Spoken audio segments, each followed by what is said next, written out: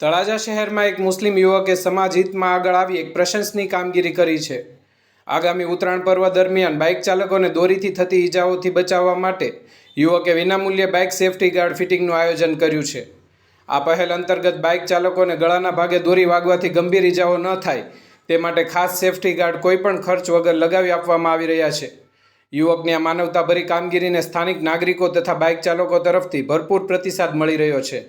સમાજમાં સલામતી અને સૌહાર્દનો સંદેશ આપતી આ પહેલથી ઉત્તરાયણ દરમિયાન ગળાના ભાગે થતા અકસ્માતો અટકશે અને અન્ય યુવાનો માટે પણ આ કામગીરી પ્રેરણારૂપ સાબિત થશે। બ્યુરો રિપોર્ટ, ગુજરાત આઈ ન્યૂઝ, તળાજા। નામ ઉમેશી જાબી ફિરોઝભાઈ। આજનો શું પ્રોગ્રામ છે આપનો? આજનો આપણે ઉત્તરાયણ માટે ફ્રી સેફટી ગાર્ડનો પ્રોગ્રામ રાખેલ છે। તો તળાજાની જનતાને અવશ્ય મુલાકાત લેવી, ફ્રીમાં ફિટિંગ કરવામાં આવશે। કેટલો સમય માટે આ લાભ લેવાનો? આજનો આ દિવસ